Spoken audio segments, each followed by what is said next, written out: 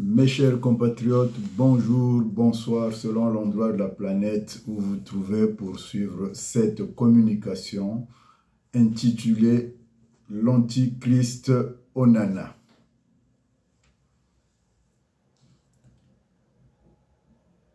L'homme a toujours été un mauvais gestionnaire.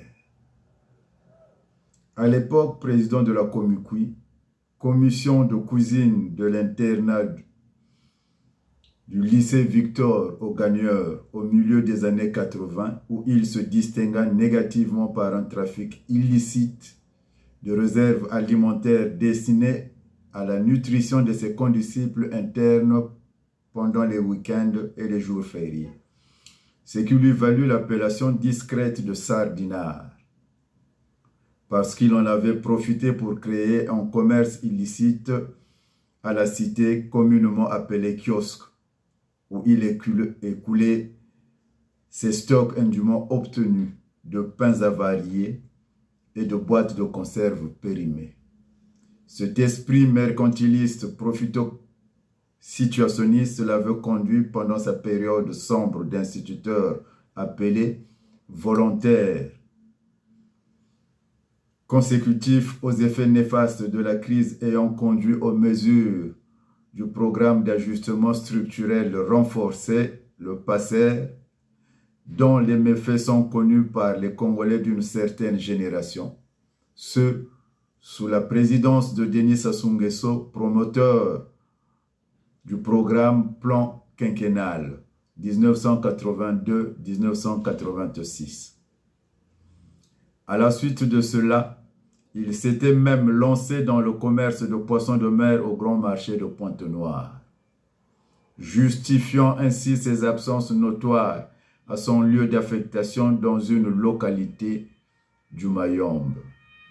Au regard de ce qui précède, il n'y a qu'un pas à faire pour comprendre à quel type de gestionnaire public avons-nous affaire. Il est donc surprenant d'apprendre que le Premier ministre Il est donc pas surprenant d'apprendre que le Premier ministre soit à l'attelage de tous ces scandales financiers qui défraient la chronique ces derniers temps et corollaire à la faillite des finances publiques.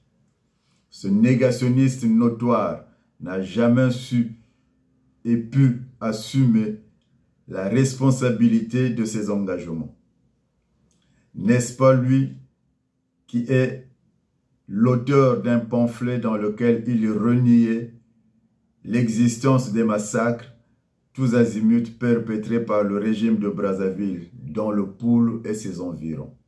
C'est encore lui qui reniait les efforts fournis par ses prédécesseurs à la tête du gouvernement, notamment Isidore Mvouba et Feu Clément Mwamba, qui lui prodigua d'ailleurs de sages conseils avant son intronisation, en proclamant que les salaires des agents publics et les pensions étaient régulièrement payés depuis sa prise de fonction en mai 2021.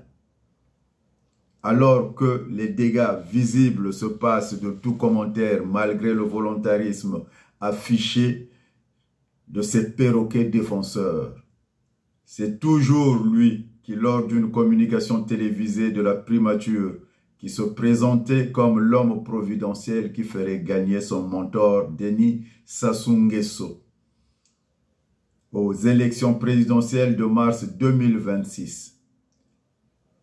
Si d'aventure tout se passait bien. Tout récemment, il n'a pas hésité de vanter les mérites du fâcheux slogan 2024, l'année de la jeunesse, qui, en réalité, n'avait pour objectif que de camoufler l'échec de l'émergence pour 2025.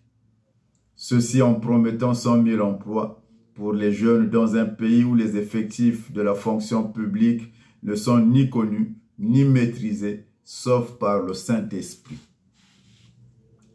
Pendant que toutes les catégories sociales connaissent les difficultés de joindre les deux bouts, du fait d'un cumul des arriérés de règlement des engagements par l'État,